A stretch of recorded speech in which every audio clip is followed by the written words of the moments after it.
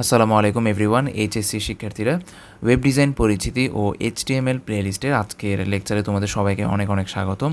তো আজকের লেকচারে আমি তোমাদের কিভাবে মোবাইল থেকে খুব সহজে এইচটিএমএল কোডগুলো করতে পারবে সেটি দেখিয়ে দেব, এবং তোমরা প্রত্যেকটা জিনিস পড়ার পাশাপাশি হাতে কলমে এগুলো কিভাবে কি ফাংশনে কাজ করছে সেগুলো প্রত্যেকটা হাতে কলমে যদি দেখো তাহলে তোমাদের এই পড়াগুলো আরও বেশি এফিশিয়েন্ট হইতে হবে।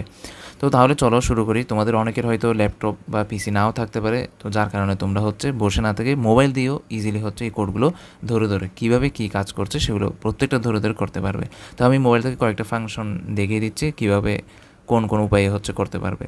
তো প্রথমে আসো একটি অ্যাপসের কথা বলি। তোমরা জাস্ট প্লে স্টোরে যাবে, এই যে প্লে স্টোরে যাবো এবং প্লে স্টোরে গিয়ে তোমরা সার্চ করবে এন রাইটার। এই যে এন রাইটার, এই যে এন রাইটার কিছু লেখার পরে এটা চলে আসবে, সাজেশনে আসছে N writer free HTML editor. এটা জাস্ট তোমরা ডাউনলোড করে নেবে। আমার আগে থেকে ডাউনলোড করা আছে, তো আমি এখান থেকে ওপেন করে নেব। তোমরা ডাউনলোড করে তারপর ওপেন করবে। এবার ওপেন করার পর আমাদের এই ধরনের একটা সবার শুরুতে ইন্টারফেস আসবে এবং এখানে ওয়েলকাম বলে এখানে লেখা উঠতেছে তোমাদের অ্যাটেনশন দিয়ে বলা হচ্ছে যে এখানে তুমি যেই এইচটিএমএল কোডগুলো করবে ওই ফাইলসগুলো একটি নির্দিষ্ট ফোল্ডারে জমা রাখার জন্য, অর্থাৎ একটি নির্দিষ্ট ফোল্ডার ক্রিয়েট করতে বলা হচ্ছে বা নির্দিষ্ট ফোল্ডার সিলেক্ট করতে বলা হচ্ছে। তো আমি এটা আপাতত একটু স্কিপ করব, জাস্ট এখানে সিলেক্ট দিয়ে জাস্ট একটু ব্যাক দিয়ে দিব। আমি ডোন্ট সিলেক্ট দিচ্ছি, এটা পরে দেখাচ্ছি তোমাদের।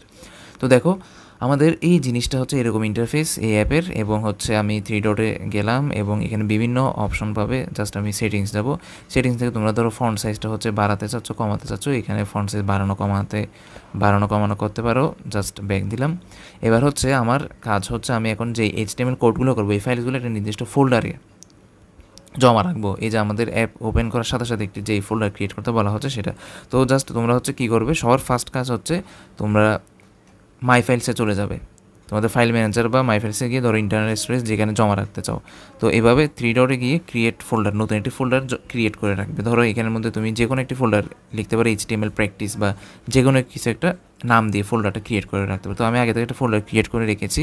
দেখো আমি যদি তোমাদের দেখাই, এই যে এইচটিএমএল প্র্যাকটিস দিয়ে একটা ফোল্ডার ক্রিয়েট করে রেখেছি। এই যে এইচটিএমএল প্র্যাকটিস, এটা খালি ফোল্ডার। যতগুলো এইচটিএমএল ফাইলস ক্রিয়েট করবে যেগুলো প্র্যাকটিস সবগুলো এখানে জমা রাখার জন্য একটি নির্দিষ্ট, না হলে তোমরা কোড করার সময় যেই নির্দিষ্ট ফাইলগুলো যে কোড করেছো সেভ করেছো সেগুলো কোথায় খুঁজে পাবে না। একটা নির্দিষ্ট ফাইলটাই আমরা অ্যাপ থেকে সিলেক্ট করব। তো এখন আসো আমাদের অ্যাপে, এবং আমি অ্যাপ থেকে দেখাচ্ছি। তো এখন আমি যেই ফোল্ডারটা ক্রিয়েট করে রেখেছি ওই ফোল্ডারটাকে এখন সিলেক্ট করব। তো আমি জাস্ট উপরে 3 ডটে প্রেস করব এবং এখানে নিচে দেখো সিলেক্ট ডিরেক্টরি, এটা জাস্ট প্রেস করবে এবং জাস্ট ওকে দিব। ওকে দেওয়ার পরে আমার এটা আগে থেকে সিলেক্ট করা আছে, আমি দাঁড়াও। এই যে তোমাদের এরকম একটা ইন্টারফেস আসবে এবং জাস্ট আমি নিচে গিয়ে যে ফোল্ডারটা ক্রিয়েট করেছো এইচটিএমএল প্র্যাকটিস, এটা জাস্ট তোমরা সিলেক্ট করবে। এটা জাস্ট সিলেক্ট করে তোমরা কি ইউজ দিস ফোল্ডার এটা প্রেস করবে।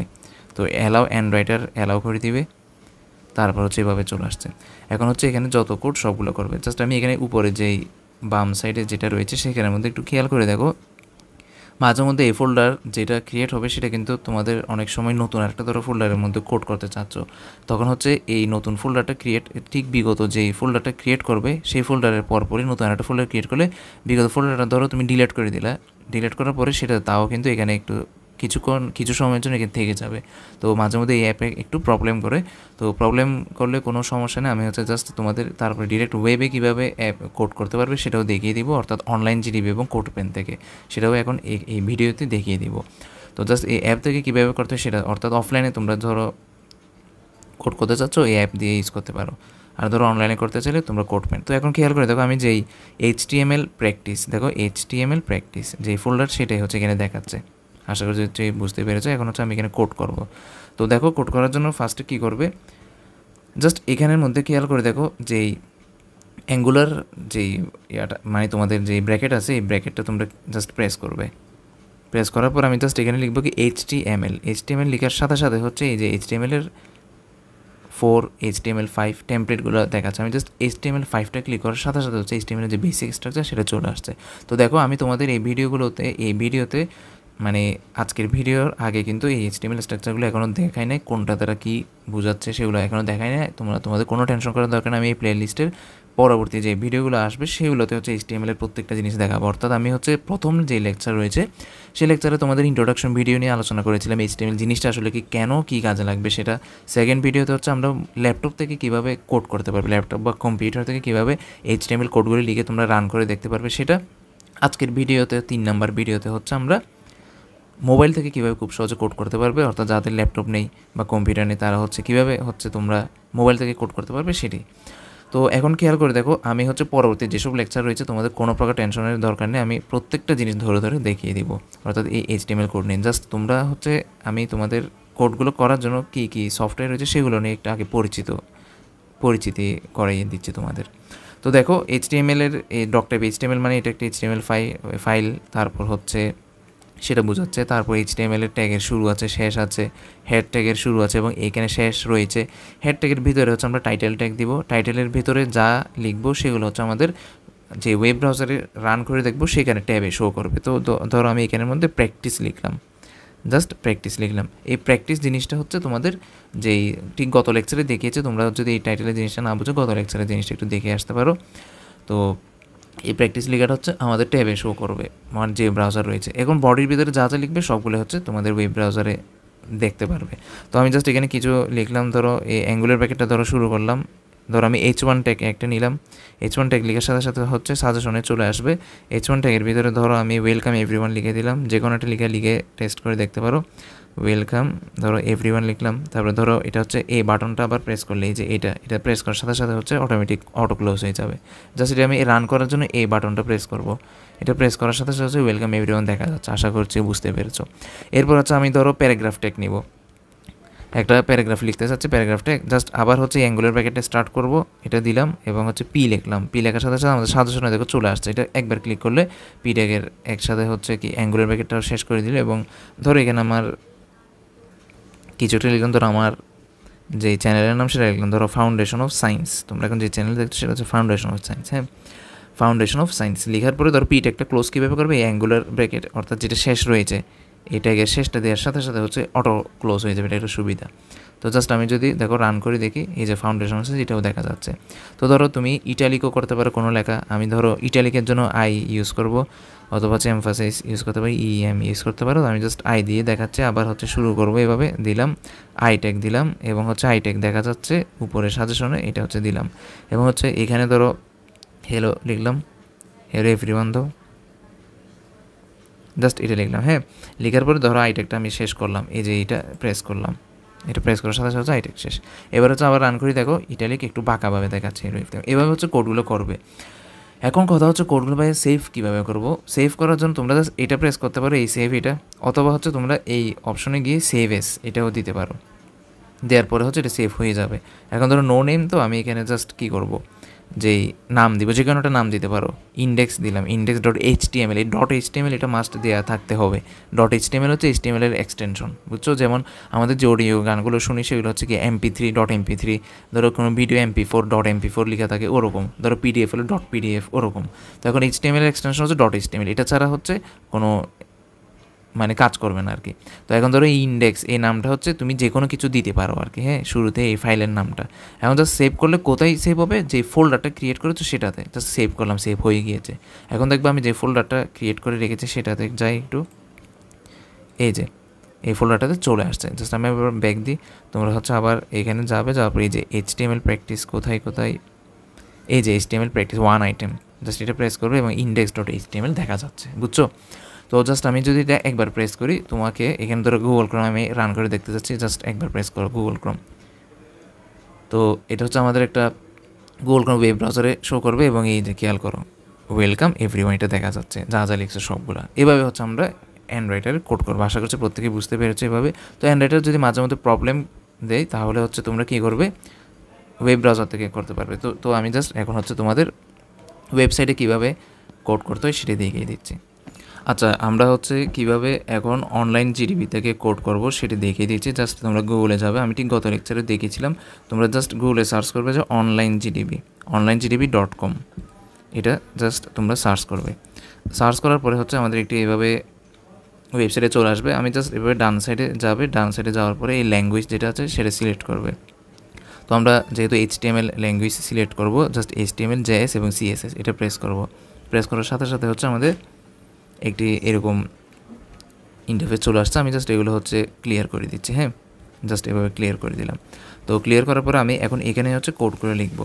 তো এখন এই কোডগুলো হচ্ছে তোমরা জাস্ট এভাবে লিখতে পারো। ধরো আমি ফার্স্ট হচ্ছে কি ডক টাইপ HTML লিখতে হয়।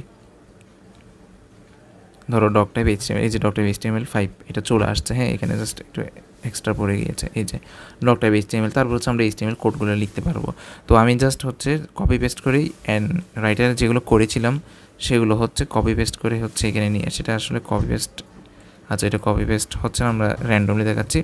খেয়াল করে দেখো আমি এখন হচ্ছে এখানে HTML কোডগুলো লিখবো। জাস্ট আমি HTML লিখলাম, HTML লেখার পরে HTML স্নাইপেট এটা দেওয়ার সাথে সাথে হচ্ছে HTML চলে আসছে। আবার দেখো, খেয়াল করে দেখো কীভাবে করি। জাস্ট তুমি কোনো অ্যাঙ্গুলার ব্র্যাকেট ছাড়া হচ্ছে HTML লিখবা। HTML লেখার পর অনেকগুলো সাজেশন আসবে এবং HTML5 যখন দিবে এটা দেওয়ার সাথে সাথে কিন্তু তোমাদের HTML এর যেগুলো কোড রয়েছে সেগুলো সব চলে আসতেছে, এটা আর আমাদের দেখার প্রয়োজন হচ্ছে না। হ্যাঁ, এখানে কিন্তু একটা সুবিধা, অটো চলে আসতেছে এইভাবে। তো এখন দেখো আমি এখানের মধ্যে টাইটেলের ভেতরে অনেক লেখা রয়েছে, এই যে এই লেখাগুলো জাস্ট কেটে দিব আমি, এগুলো আপাতত লাগবে না। টাইটেলের ভিতরের এই লেখাগুলো এগুলো জাস্ট আমি কেটে দিচ্ছি। এই টাইটেলের লেখাগুলো জাস্ট আমি এখানে কেটে দিচ্ছি। খেয়াল করে দেখো আমাদের যে HTML এর যে ফরম্যাট সেটা একটু তোমরা দেখো, এবং এখানে আমাদের যেই এই ম্যাটাগুলো কেটে দিচ্ছি, এবং এখানে উপরে যে হেডের ভিতর ম্যাটা ট্যাগ রয়েছে এই ম্যাটা ট্যাগটা থাকলেও থাকতে পারে, কোনো সমস্যা নেই। এটা হচ্ছে কী বোঝাচ্ছে সেটা তোমাদের লেভেলের আপাতত বোঝার দরকার নেই। তো খেয়াল করে এই বডি যে জিনিসটা সেটাও কেটে দিচ্ছি। এই যে আমাদের HTML যে ফরম্যাট সেটা হচ্ছে এরকম, এই যে ডক টাইপ HTML, তারপরে ধরো HTML এর শুরু আছে শেষ আছে এবং হেডের শুরু আছে শেষ আছে, এবং হেডের ভিতরে ধরো ম্যাটা ট্যাগ থাকবে এবং টাইটেল থাকবে। তো এই ম্যাটা ট্যাগটাও তোমরা ধরো তোমাদের যদি একটু প্রবলেম মনে হয় এটা কেটে দিতে পারো। এটা হচ্ছে মূলত সব ল্যাঙ্গুয়েজের জন্য যেভাবে কীভাবে কাজ করে সেটা এখানে লেখা হয়েছে, এটা আপাতত কেটে দিচ্ছি। HTML একেবারে বেসিক স্ট্রাকচার হচ্ছে এটা।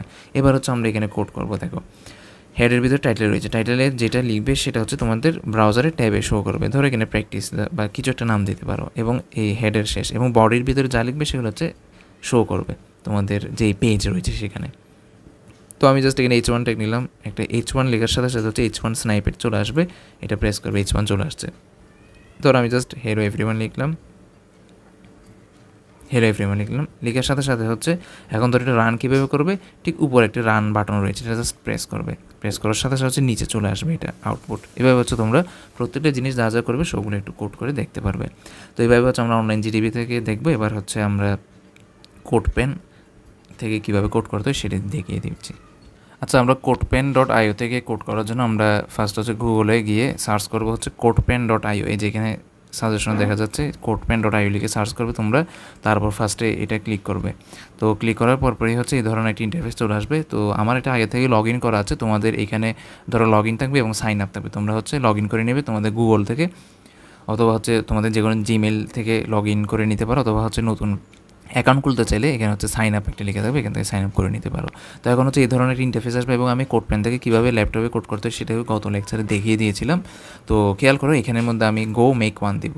তো গো মেক ওয়ান কীভাবে পাবে তোমরা, আমি জাস্ট আবার একটু ব্যাক দিয়ে দেখাচ্ছি।